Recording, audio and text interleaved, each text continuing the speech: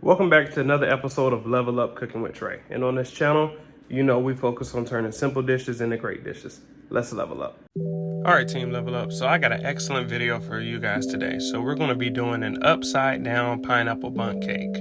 These are the ingredients that we'll be using: butter, instant jello, eggs, brown sugar, machino cherries, if I'm saying that right, pineapples, sour cream, heavy whipping cream, and of course, super moist cake mix. Let's get into it. So we're going to start off by draining our pineapples. So if you notice, I'm going to go ahead and crack this can open, and I'm going to go ahead and dump it into a measuring cup. And I'm going to try to get all of the juice out as possible because we're going to be using that later. All right, guys. So we're going to go ahead and set that to the side.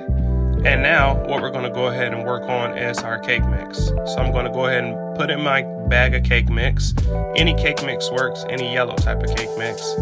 I'm going to follow that up with my Jello instant vanilla pudding mix as well. So if you notice, I'm just going to go ahead and add this in here as well with it. And so far, guys, this is what it should look like. All right, so on this next step, back to this pineapple juice, we're going to add heavy cream until we get into a cup, or roughly a cup and a half. And this is the mixture that it should look like, guys. So about a cup and a half. And what we're going to go ahead and do, we're just going to go ahead and add this mixture to the actual cake mix as well.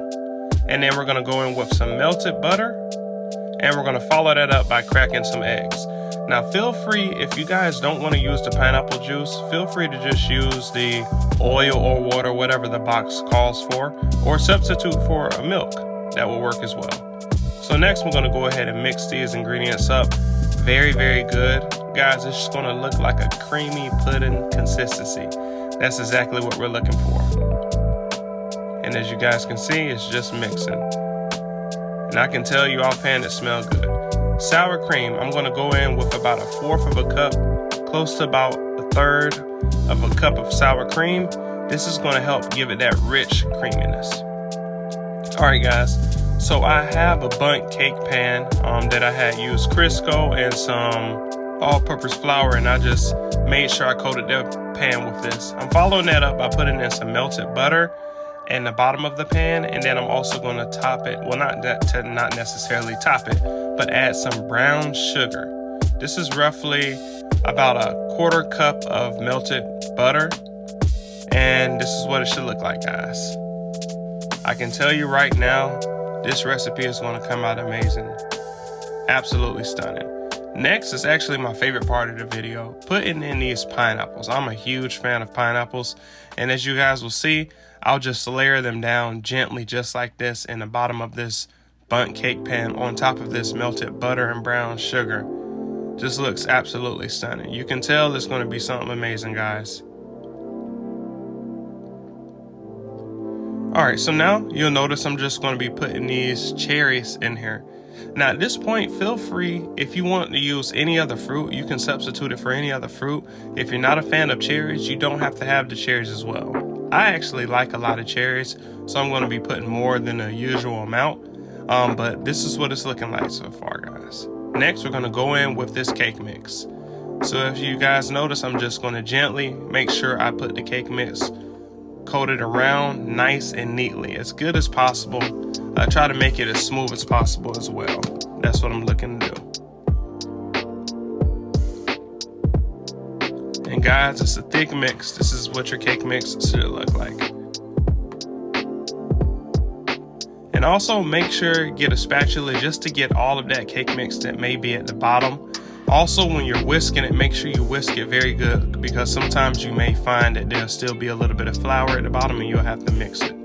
So at this point, you'll notice that I'm just picking up the cake pan and dropping it. This is just going to help to get all of those bubbles out. So I put it in the oven for about 45 minutes, and this is exactly what it looks like, guys. After about 45 minutes, this cake looked good.